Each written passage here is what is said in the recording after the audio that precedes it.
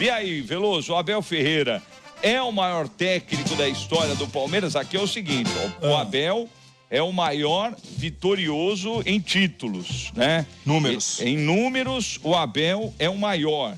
E na sua opinião, ele é o maior técnico, sim ou não, Veloso? Pode tirar a interrogação e pôr uma exclamação, Weber Lima. Ah, é? O cara tá voando, o cara é impressionante o que ele faz no Palmeiras. Até porque, Weber, se a gente olhar, ele não tem um Palmeiras campeão. Com a vitória de ontem, com a conquista de ontem, ele chegou a 11º título, é verdade? O maior campeão da história. Mas ele montou, essa é a segunda equipe que ele monta e já começa a ganhar também. Ele teve aquele time campeão que ele forjou, ele fez.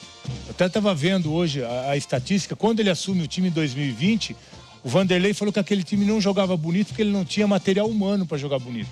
E com aquele mesmo time, quando ele assume, ele é campeão da Libertadores e da Copa do Brasil, no mesmo ano. E de lá, depois disso, né, campeão do Brasil, de novo Copa do Brasil, de novo Libertadores, Paulista várias vezes. E aí ele sente que chega o momento de ele mudar, ter que trocar o time, né? Os jogadores envelheceram, né? Saíram, propostas, vendeu jogadores. Enfim, veio uma grande reformulação. A princípio deu errado ano passado, gastou demais e trouxe jogador meia boca. Mas nesse ano, com contratações pontuais, certeiras, o Palmeiras já demonstra realmente que ele começa de novo a forjar, a montar uma equipe vencedora, uma equipe campeã, uma equipe que tem essa vontade, que tem sangue no olho, né? Porque não adianta. Você pode ter time bom, se não tiver comando, você pode ter jogador bom, mas se não tiver o cara à frente para puxar, não vai ganhar. E no Palmeiras isso não acontece. O Abel está sempre com fome, sempre com a barriga vazia, puxa os caras, e por isso o Palmeiras virou esse fenômeno, meu. O Palmeiras ganha tudo o tempo todo, tá brigando, é um time chato. O ano passado não ganhou, é verdade, mas chegou na Libertadores, chegou no Brasileiro, chegou no Paulista e sempre chega. Então, o Palmeiras mas não tem obrigação, Veloso? Não tem obrigação de chegar? Porque eu entendo isso daí e esse é o questionamento que eu vou fazer, né? Sim. Em relação até a história, né? A história do Palmeiras, que o Abel insiste em achar que o Palmeiras começou depois da chegada dele, né? Não, isso não é verdade. Agora é o seguinte, o Palmeiras de 2024 para cá conquistou 2 paulistas, mas sempre chega. Mas não tem obrigação de chegar, velho? Os Flamengo e Palmeiras não tem obrigação de chegar? Tem, a partir do momento em que ele recebeu investimentos que está próximo ali, ou até o ano passado, no caso, que contratou errado, superior ao do Flamengo. Mas nem sempre foi assim, né? Antes dessa reformulação toda acontecer, ele pegou praticamente o time do Vanderlei Luxemburgo, que tinha dificuldade para brigar com os outros times na ponta da tabela, e fez esse mesmo time ganhar tudo. Com pouco investimento, com jogadores da base, alguns, os 3, os porquinhos que o pessoal falava, né? Que era o Patrick, o Menino e o Danilo. Mas foi o Lucha, não foi? Que trouxe. Então, foi o Lucha que trouxe. E aí ele desenvolveu esses meninos e o Palmeiras passou a ganhar tudo, principalmente com os jogadores que vinham da base. Agora não. Agora o Palmeiras vive um outro momento. Aí vendeu jogadores, aí melhorou o Avante, o Palmeiras cresceu. Investiu muito mais. Mudou. Né? O Palmeiras no ano passado faturou 1 bilhão e 700 milhões. Sim. Então é outro patamar que o Palmeiras se encontra hoje. E aí vieram as contratações do ano passado, que foram erradas. A maioria contratou, eu fiz a conta outro dia, fiz rápido, acho que faltou alguns nomes. 11 jogadores. Titular, Andréas e o Tigrinho. Sim. Errou demais, gastou muito e trouxe pouca coisa. Mas isso é responsabilidade dele também. Certo ou não? Sim, claro. Ô, Veloso, a gente já falou sobre isso no passado, né? A gente tinha uma lista de jogadores que ele indicou e que não deram certo, não é dessa vez, não. Antes já também. A Tuesta. Então, um monte de gente Merentiel. O zagueirada lá. Tem, o Kusevich, por aí vai. Isso. Em Peru. Aquele que voltou para os Estados Unidos agora, o Mikael. Tem uma turma esse já é dessa leva recente, do ano passado. Sim. Mas, eu vou segurar mais uma pro Veloso, que eu vou fazer sobre essa questão do Palmeiras, porque o Veloso viveu um momento importante do Palmeiras e eu vou colocar um questionamento aqui pro Veloso sobre essa relação do Abel ser o maior ou não. Renan, na sua opinião, Abel Ferreira é o maior treinador da história do Palmeiras, sim ou não? Os números mostram que ele... E não tem como debater com os números, né? Mas pra mim, o Palmeiras é mais importante pro Abel do que o Abel pro Palmeiras.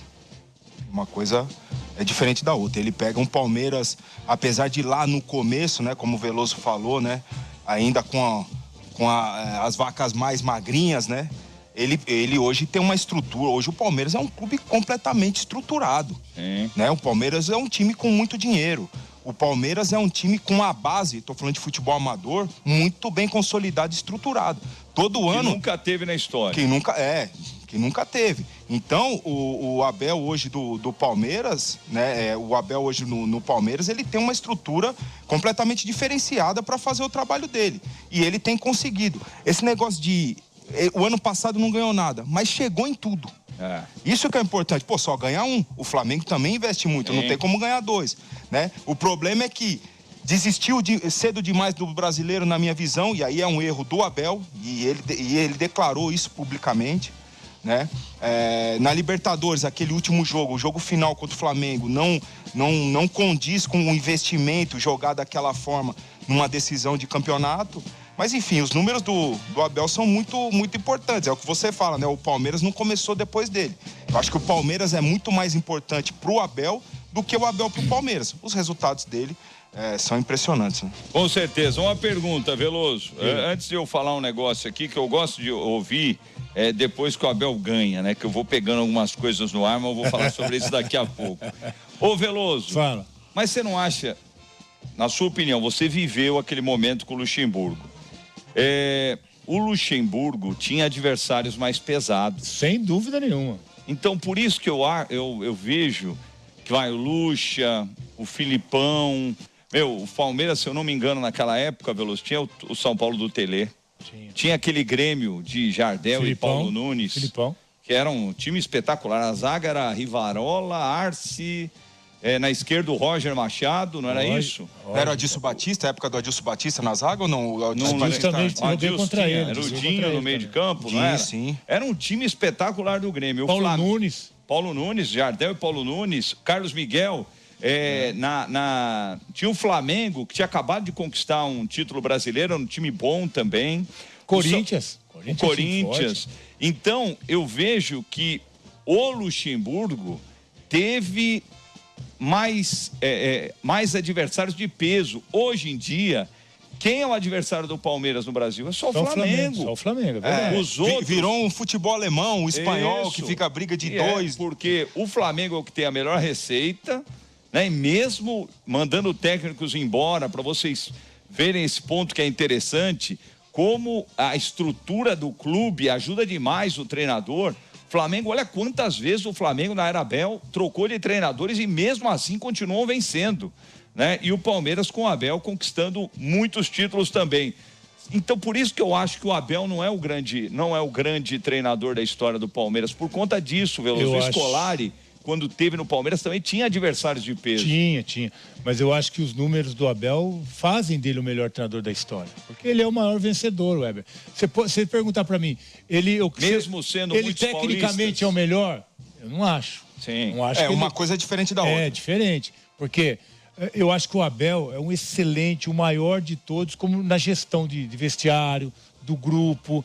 Porque se você olhar o que ele conseguiu tirar dos jogadores... O Scarpa viveu o melhor momento da carreira dele com o Abel. Depois sumiu, não joga mais. O Veiga, Gustavo Gomes, monstro, todo esse período. Zé Rafael, Rony, Dudu. Então, se você olhar o nome do jogador... O Rony, ele tirou leite de pedra, vamos falar a verdade. Ele tirou o Rony de uma lateral aqui que não jogava nada. Ficou 20 jogos sem marcar gol quando chegou no Palmeiras para virar artilheiro como centroavante. Então, assim, algumas transformações que ele fez de alguns jogadores, conseguindo extrair dos caras o que a gente imaginava até que eles não tinham para dar. Sim. E fazia os caras jogar. Então, eu acho que isso vai muito da gestão, do dia a dia, do trabalho. Eu acho que, assim, na hora do jogo, ele faz umas coisas que eu não concordo. Eu falo, meu Deus do céu, né? Ele troca os jogadores que ele poderia mexer, ele escala, na hora de mexer, acho que ele se embanana todo. Mas o cara ganha tudo. Sim. O cara ganha tudo. E um detalhe, Veloso, sempre em busca do resultado.